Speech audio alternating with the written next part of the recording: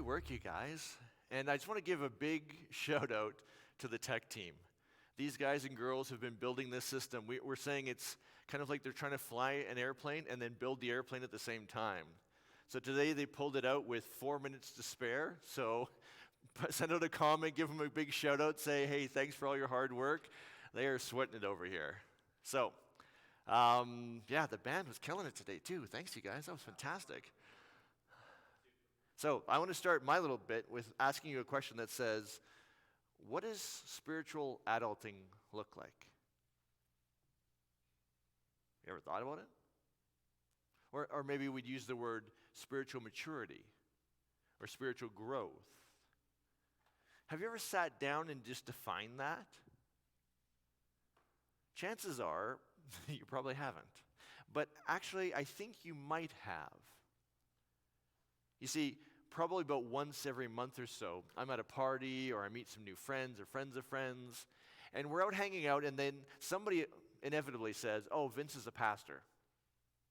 And I get this really awkward expression from this new person, like, you're the enemy, and I don't like you. But usually I drop a few F-bombs in the conversation just to soften things up a little bit. And then some point later on in the evening, we're sitting down around the fire or kind of in a quiet corner, and the conversation goes something like this. They sit down with me and they say something along the lines of, I grew up with spirituality, I grew up with religion, my grandma took me to church, my parents are super religious, but I let it all go. And now, I'm an atheist. And they always have this kind of look at me like, I'm an atheist. Like, what are you going to do about it, Clausen? And the thing is, they're actually answering the question that I started with. What is spiritual adulting? What is spiritual maturity? They're saying, I want nothing to do with that anymore. I've got out of the game. I'm not even playing the same game anymore. In their minds, what they grew up with was spiritual maturity. What they're doing is some form of getting out of the game altogether. And there's always this kind of hurt, aggressive, as they say, I'm an atheist, it's kind of like this, they're just challenging me to say anything like, screw you, Clausen, I'm going to take you apart. And usually I say some form of this. Congratulations, I am so excited for you. And you should kind of have this stunned look in their face like, wait, are you punking me? Like, what are you doing right now? And I say, maybe your full embracing of your doubts is spiritual growth,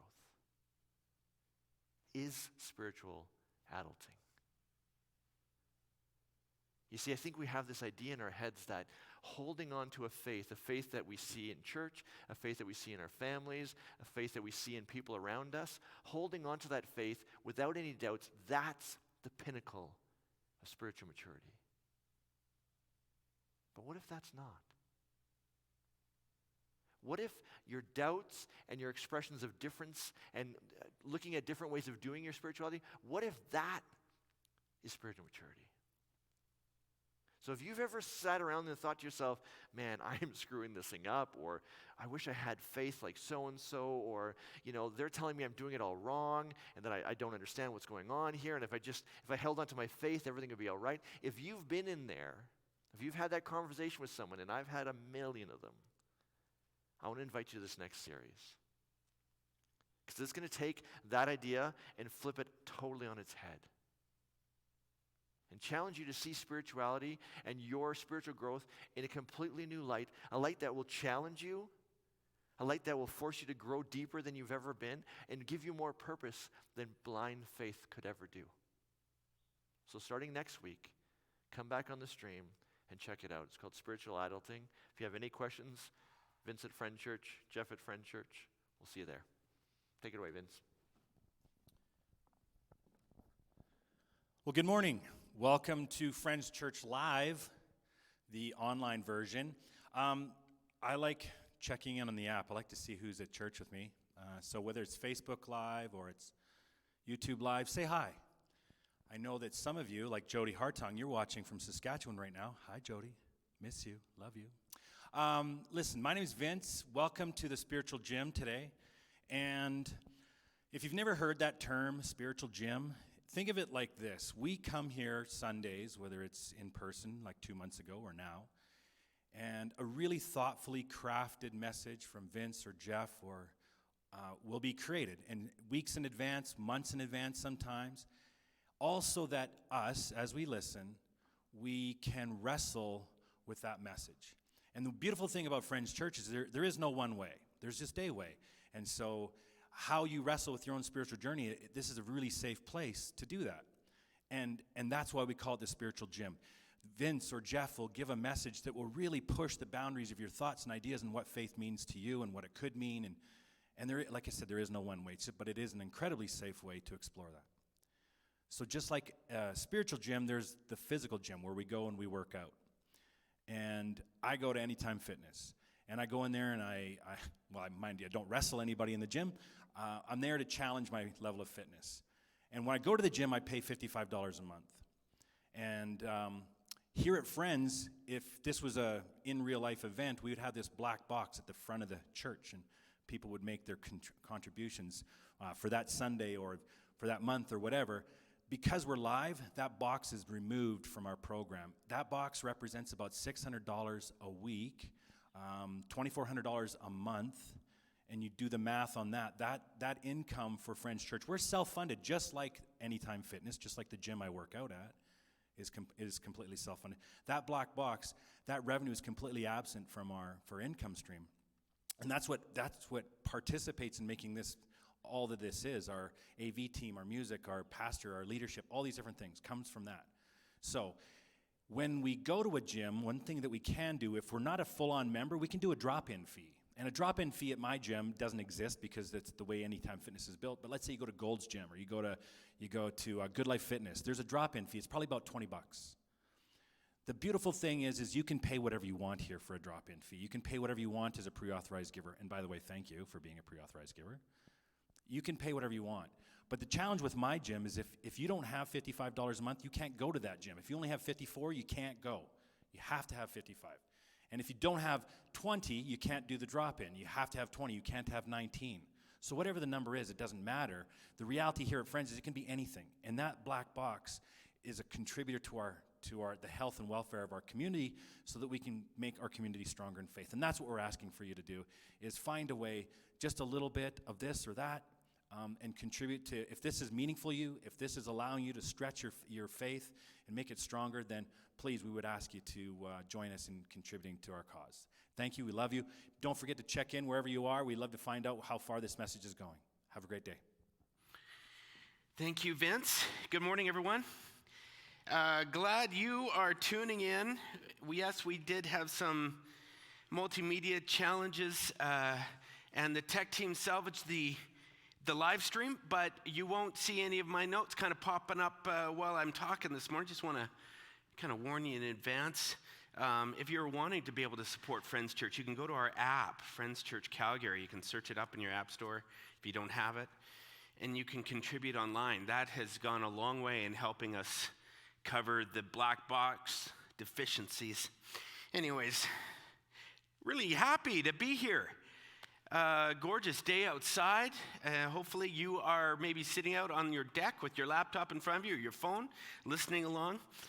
Just in the last month, I introduced my sons to a movie that is one of my all-time favorite holiday movies. I watched it when I was a kid, laughed hysterically at it. When I mentioned the name of it, they were like, "What? What movie is that?" I said, "You haven't seen Planes, Trains, and Automobiles. Are you kidding me?"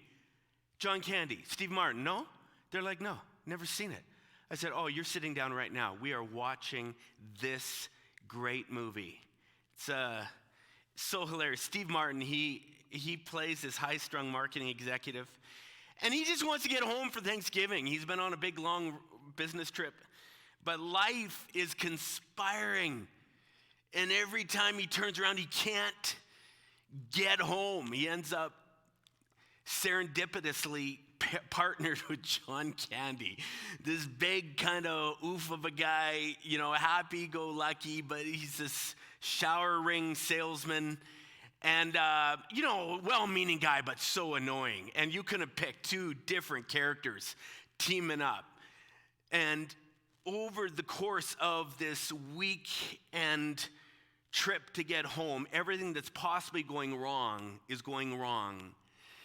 And John Candy is getting on every nerve of Steve Martin's. And you can just see toward the end of the movie, Steve Martin's misery is so palpable. He is like on the verge. Finally, he gets to this counter of this car rental agency. After the final thing goes wrong, he can't get he snaps. He drops like 14 F-bombs in a matter of like 25 seconds. I remember watching that scene when I was like 18 with a bunch of my buddies, and it was so hilarious. I don't know why I love this movie so much, except maybe I can relate a bit to the misery you feel when it feels like life just doesn't quite go the way you had planned. And it's like all this horsepower, all this energy, all these expectations get loaded up, and life is going to go like this. And then it's like life says, no, we're going over this way.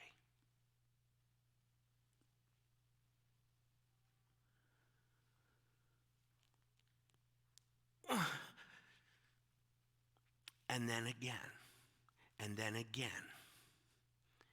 The internal misery that I have felt as life just keeps doing this. I read a post the week on Facebook. It was a woman I've never met. She said, I want to journal what is going on right now in our world so that one day when I look back, I will once again be able to appreciate all the insanity of this moment. I want to read this. This is long, but I think this is a healthy journey because chances are there are parts of what I'm about to read that you're going to identify some of those moments where life is taking a turn. She said, today is Tuesday, April 28th, 2020. We're 45 days officially into our social isolation. The Canadian dollar is about 72 cents US. Schools have been closed since early March, and teachers are teaching remotely online. This will continue likely for the rest of the year. There are lines, tapes inside stores to keep people 6 feet apart. Most shops are requesting only one shopper per family household.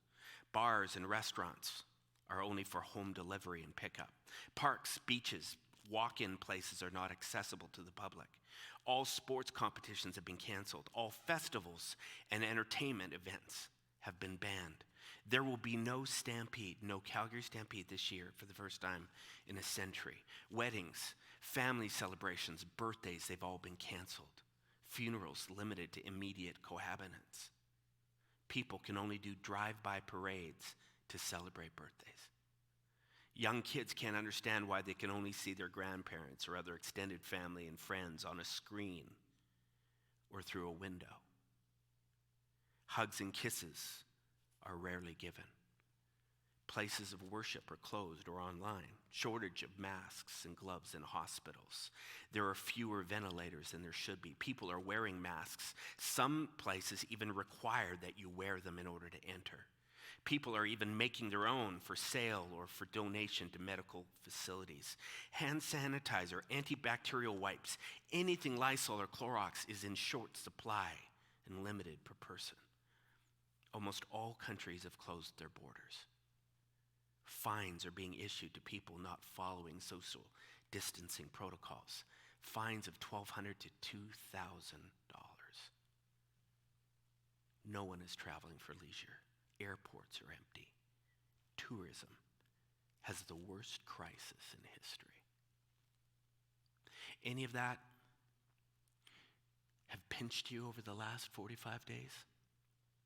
Any of that derailed some of your best plans?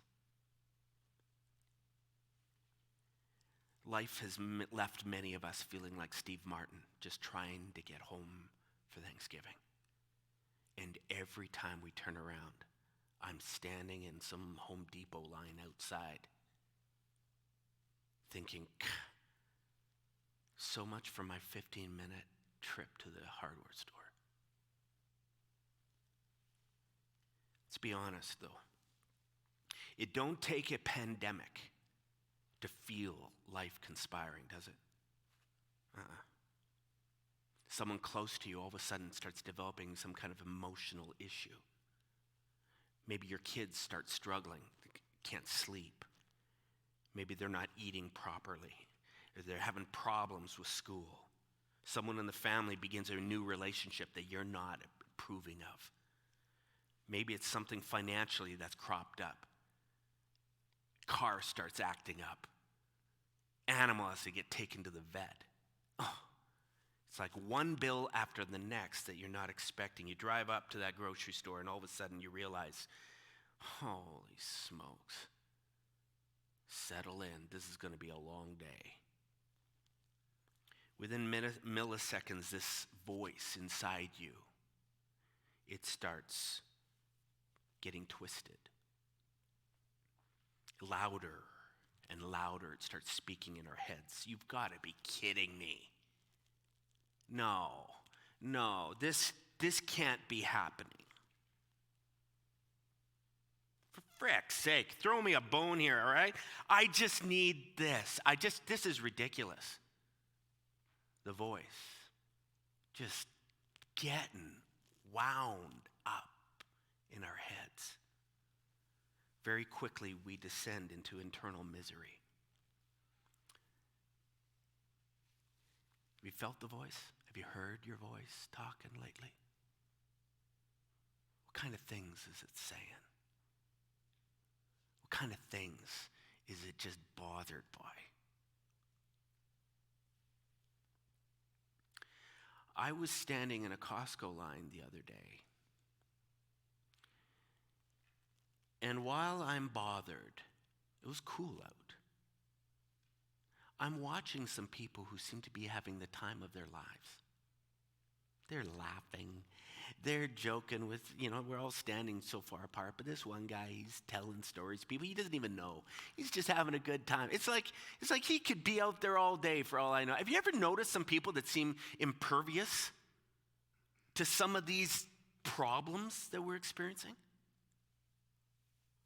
How is it that some people seem to have the ability to face all kinds of disruption, canceled plans, unwanted change, and still experience a level of calm,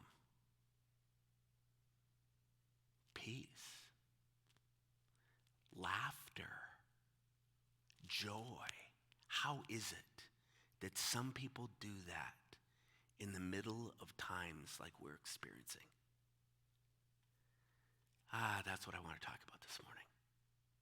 There is a kid actually in the Bible who embodied exactly that. This guy seemed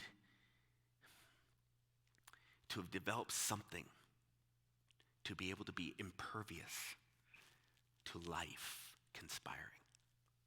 His name was Joseph. He was the 11th of 12 sons to a wealthy nomad named Jacob. Joseph at the time was the youngest son.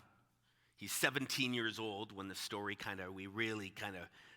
the spotlight focuses on him. And it's obvious at this point that his dad has a soft spot for him.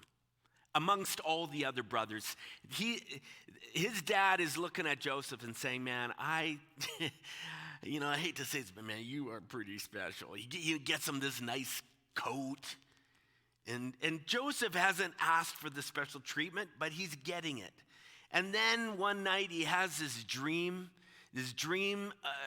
that after it's all said and done, he wakes up in the morning, he goes, wait a second. Was this some kind of foreshadowing of what lies ahead in my life? The dream, it seems as he kind of thought about it, would leave him one day in this place of influence and power and fame. Stupidly, this 17-year-old kid tells the dream to his already annoyed brothers who don't really like him at all. And they say, you know what? I've had enough of this kid. And they begin, 10 of them, conspiring to do something to their brother, to Joseph.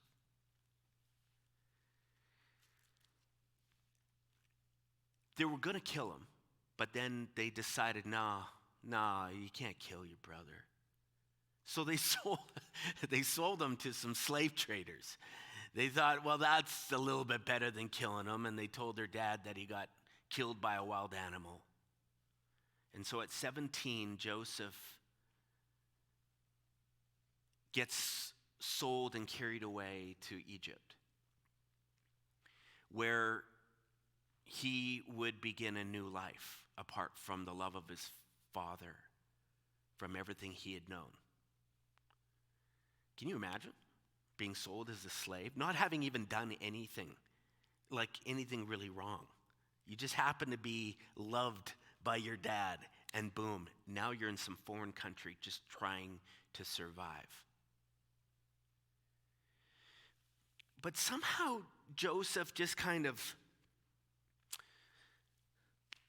digs deep, and starts working for his new master. One thing leads to another, and he ends up working for a pretty wealthy Egyptian named Potiphar. Very quickly, the story tells us, he just wins the approval, the trust of Potiphar, and Potiphar just keeps giving him more and more responsibilities. And you know what, Joseph, you're really good at that. I tell you what, would you mind doing this too? Joseph says, okay, sure, I'll do that too. Before long, he's literally running the household of this very affluent, very powerful man named Potiphar.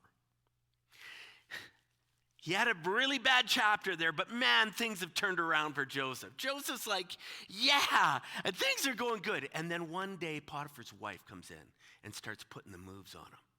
She's noticed this guy. Joseph doesn't know what to do with this. She's making all these sexual advances. He says, whoa, no, hands off. Hands up, we can't be doing that, no. And he keeps eluding her. But one day, she is determined. She literally traps him. She grabs onto it, and she's like, it's you and me, baby. And he escapes. But not without her grabbing onto his jacket. The short end of the story, short of the story really is that she, out of anger that he would not make love to her, she turns on him and has him thrown into prison. She goes to Potiphar and says, he raped me. Potiphar freaks out, says, Joseph, your days are done. Joseph's done nothing. In fact, all he's done is what is the most honorable thing he could think of doing. But don't matter. Another turn at life, whack, and he finds himself down in some prison in a foreign country. I don't know, maybe he's 18, 19, 20, it's somewhere in there. So now he's sitting in prison.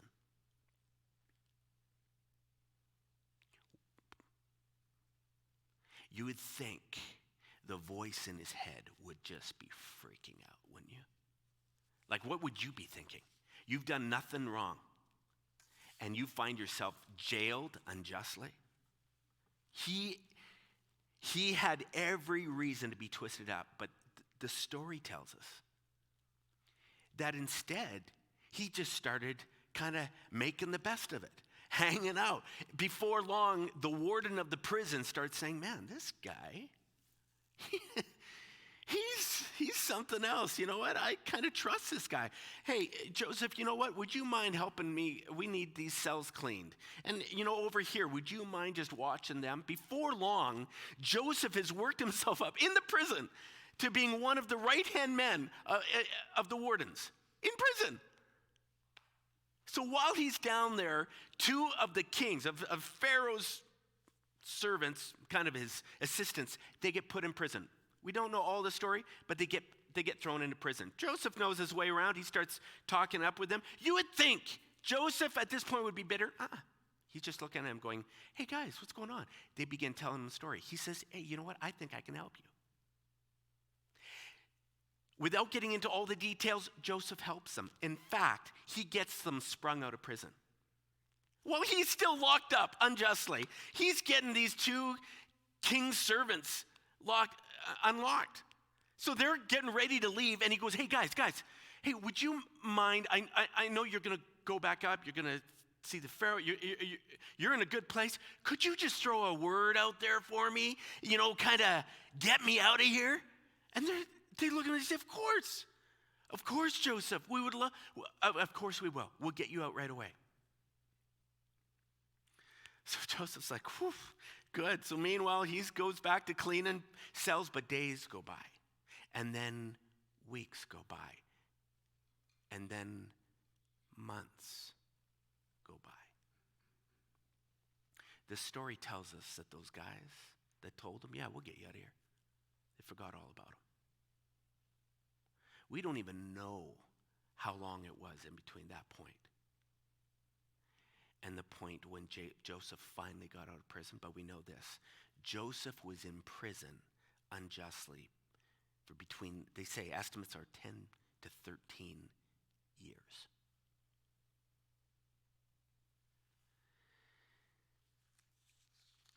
$10 to 13 years.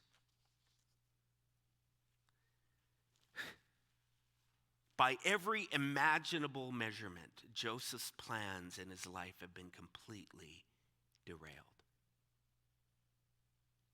Wasted unjustly. He's now 30 years old. His tired 20s have been thrown away. And it's not like he's done anything to deserve it.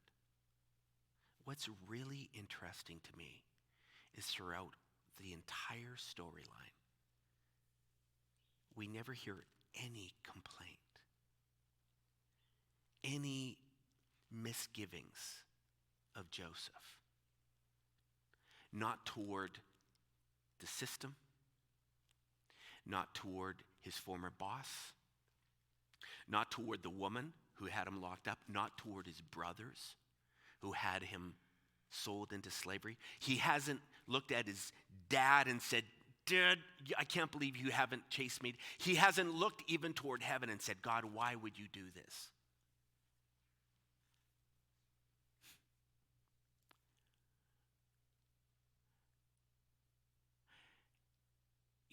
In my lifetime, I have witnessed some personal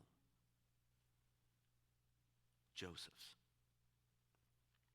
People who have defied, in my mind, all logic, because they too have had their life in different ways derailed. Thinking about one businessman, he had such a great business going.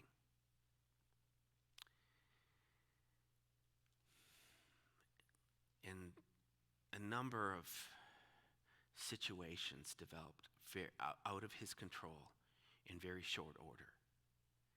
And before long, what was this incredible, thriving business ended up in complete shambles. He went from this executive lifestyle down to working 2 jobs. But his composure and his attitude he was just not resentful, not bitter. I know another family whose kid was healthy and then one day very sick. And it changed the whole course of their whole lives. You would think it would twist them up so badly, but you see them now, the joy, the calm. Do you know any Josephs in your life? Have you met family situations like this where it's just like, how did they do that? I don't know about you, but I want that. I want to be able to live in a way that rides above life's tough turns and conspiring against me. I want to learn to thrive in the face of unwanted change. Over the last few weeks, we've been talking a lot about the skills that can be developed, some of the work that can be done to cultivate a way of being in this world that rises above pandemic-like life. And this morning I want to throw you out two more bones for you to think deeply about. I want to talk about two skills as we close up this Apocalypse series. One is foundational to the spiritual journey. And I think a lot of you have heard this. And in fact, I think a lot of you technically know what I'll say, but very few actually experience it. That's the first one. The second one's ninja level. The second one is for those that want to take it to a whole nother level. It's the stuff that the Josephs of the world got in spades. They figured it out. Two skills. Let's just start quickly with the first one. These both fall under one category, what they call psychological flexibility.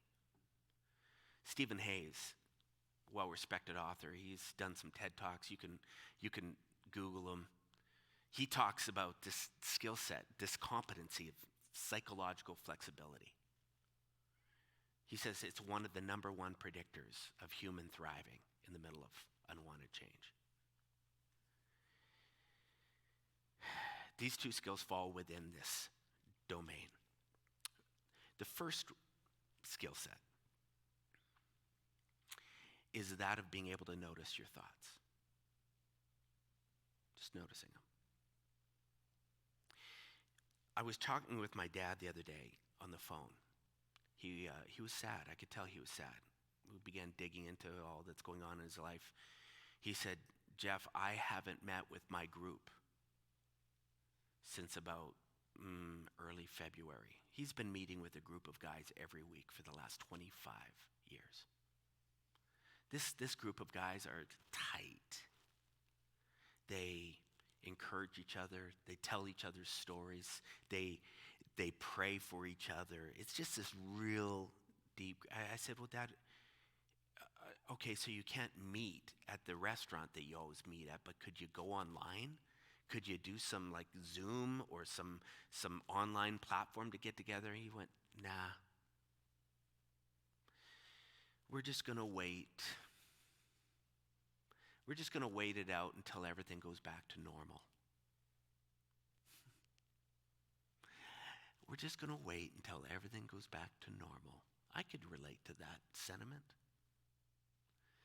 There's something inside us that gets very rigid when life happens.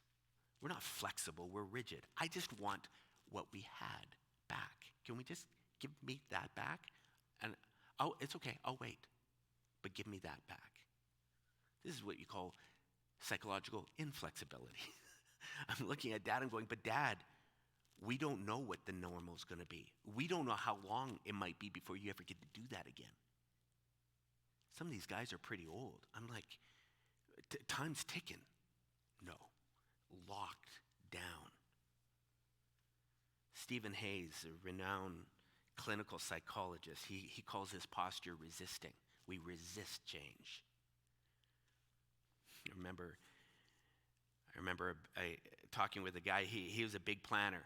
I remember a conversation I had with him when he was about 33. He had kind of mapped out his life. He said, "By the time I'm 40, here's what I want to have achieved." He began talking about kind of net worth stuff. He started talking about travel plans. He talked about his family and things that he wanted to experience with his family. He had all these elaborate plans. He said, "That's where I want to be by the time I'm 40. And then he said, "And by the time I'm 50, he had it broke down to 50 and then 65. It's been interesting watching over the last number of years how when life began to conspire for him, got laid off, all of a sudden he's scrambling. Dollars aren't coming in. His plans chipping away. He digs down deeper, doubles down, starts doing a number of different jobs. It's like he's just he's going to force this thing. He's going to make it happen. And then all of a sudden, his marriage starts weakening. And he is just grabbing, white-knuckling life and saying, no, you will make this work. I got plans. By the time I'm 40, this is going to happen. And it's like life just, he had to sell his house, but then he couldn't sell his house. And then when he did, he didn't get the money for it. Then all of a sudden, his kid is acting up, going on the loose, demonstrating all kinds of risky behavior. His whole plan is just crumbling. And he is just digging in harder and harder and harder, resisting the way life seems to be pointing. We resist. That is normal. He says when we resist the flow of life, it's hard not to be miserable. Because we have so little control over the big variables of our life that are driving change. We can't control the markets or oil prices. We can't control the actions of others, our partners, our kids. We can't control the pandemic timeline. This lack of control can drive our minds, our psyches, crazy. It convinces us that life needs to go this way. It refuses to flex. Instead, this voice in our head starts protesting, pouting. It screams and it yells, saying, no, this cannot happen.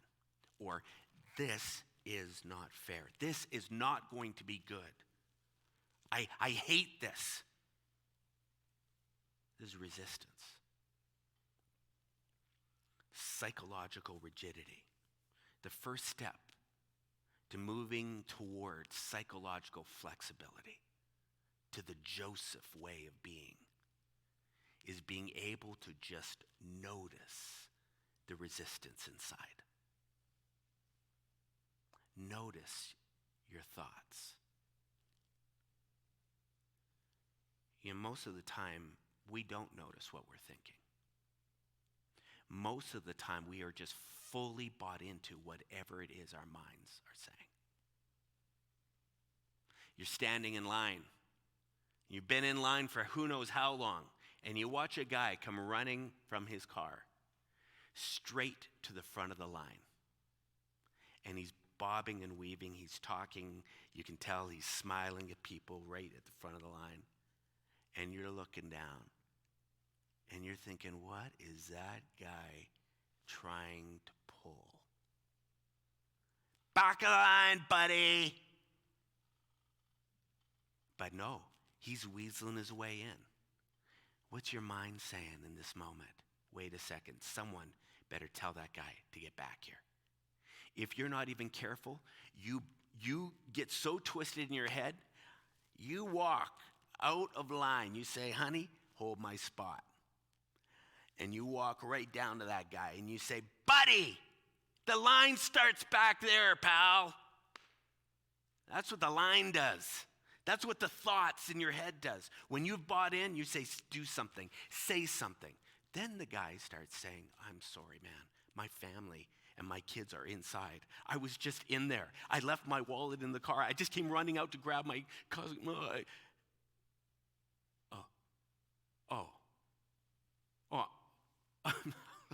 I'm sorry, man.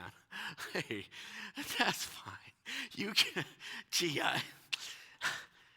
and in a second, you're walking back to the back of the line where your wife is, and you're thinking, oh my God, why did I get so upset?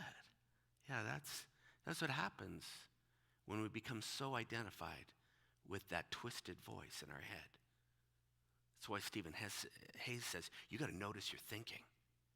You got to get some distance from your thoughts. What are your thoughts doing right now? What are they saying? We have to see the part of us that's bothered. This is foundational to the entire spiritual journey. You want to do things this week, but there is some part inside of you that's saying, no, you can't do that. Or look at that, or freak out, whatever. And all of a sudden, you're behaving in a way that is not what you intended. But when we can see our thoughts for what they truly are, just our mind's ongoing attempts to make meaning of what's happening around us. And that's really what they're doing. They're just trying to make meaning of what we're watching, what we're seeing. When you can see that and then only give them enough power so that they actually serve you. Oh. When we're able to engage in this act of noticing without giving in, without getting entangled in it all. This act of noticing is so powerful and is so important. Now, that's the first step. Question. What has been bothering the voice inside your head? What has had you twisted up?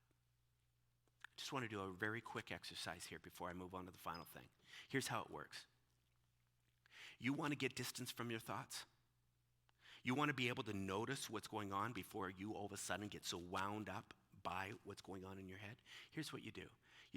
I would invite you just to stand up. Just walk around the room. This is great anytime you get to a twist up. Just get up, walk around, and while you're walking around, I want you to do this. I want you to say these words. I can't walk around.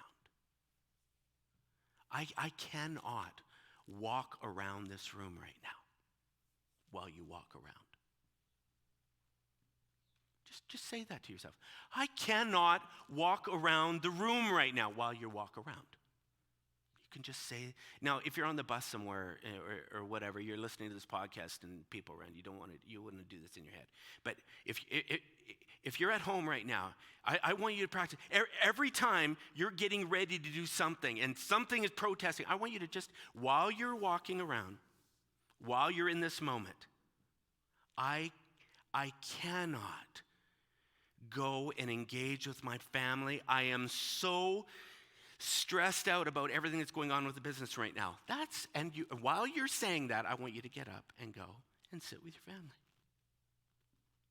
I cannot stop eating this ice cream while you take the ice cream and you go and put it in the sink, in the freezer. And this is just one of these little mind hacks that when you do it, you will shock yourself how you turn your attention on that tiny dictator inside your mind and you say, no, shh, you don't have the power over me. You get distance. You push it out here and you go, no, I can't do it. There's a lab experiment that was done on this very thing in Ireland. They took all these subjects, these people, who are willing to put their hand on a very hot surface. And they said, while you're putting your hand on that hot surface, I want you to be able to say this very thing. I can't keep my hand on a hot surface while you hold it there. The people that said that while they were doing that were able to hold their hand on that hot surface for 40% longer than everyone else. This is a mind hack that shows your mind you are not powerful. I will not be dictated by you. You disobey on purpose. What is it that you're disturbed by today? What has been getting under your skin in that moment? Get up and start just telling yourself, no, I can't do this while you do it. All right, first level. Second level, ninja. Once you've been able to notice your thinking, you will be able to jump up to this next level of psychological flexibility. And I'll tell you, it's not easy, but this is what it is. It's called radical acceptance. Radical acceptance simply means that you are acknowledging the reality that you're facing right now. You know, years later, after being sold into slavery and imprisoned, Joseph is not only released from prison, but he ends up working his way back up to the top. Within only minutes, like a short amount of time, he ends up being second in command over all of Egypt. And wouldn't you know, in that moment, who shows up but his brothers? The people that sold him into slavery years and years ago. There they are, begging his government for help. If there was ever a moment when Joseph had an opportunity to pay back, to punish, to make their lives miserable, this was it. Now, he did toy with them a little bit when they didn't recognize who he was. But in that moment, he began to forgive. He not only forgave them, he rescued them. He brought them in. He made arrangements for them to move from Israel into Egypt. He gave them a beautiful tract of land where they could settle. Something inside him was able to literally acknowledge all that had happened and accept it. It happened. It happened. Now what?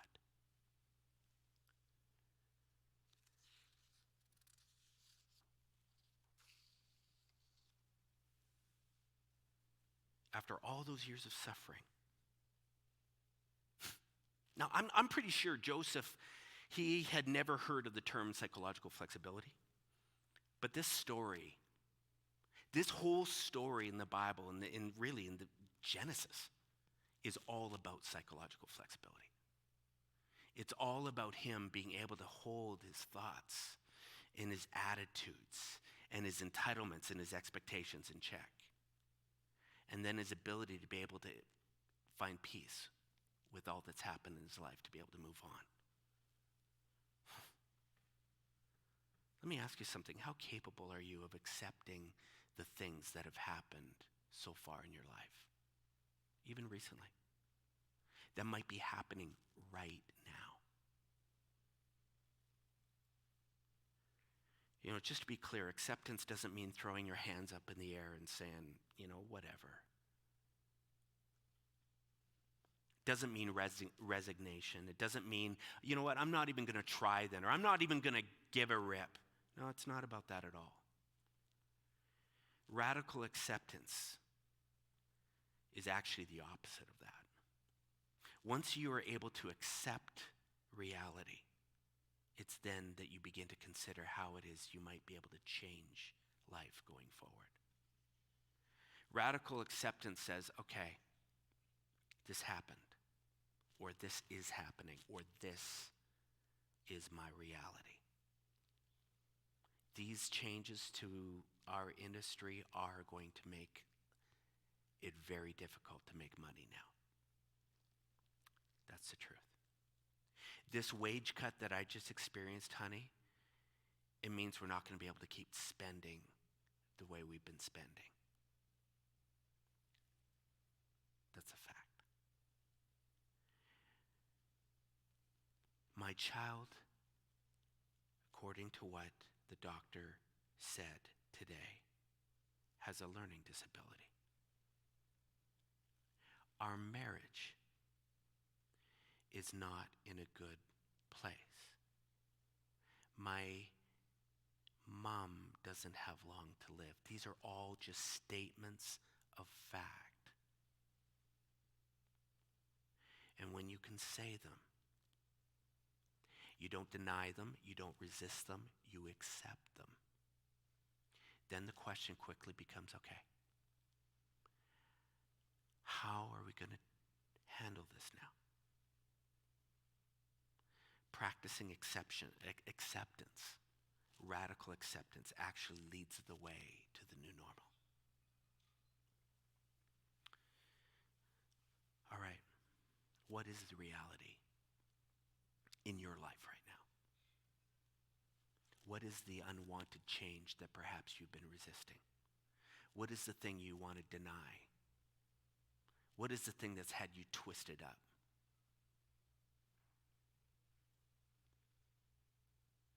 What is the solution or the situation that has had you bothered? The kids not being in school? The job insecurity? The investment portfolio? the separation from your loved ones, this week I invite you to just notice your thinking. Get some distance. Watch what's bothering you. Watch what it's saying.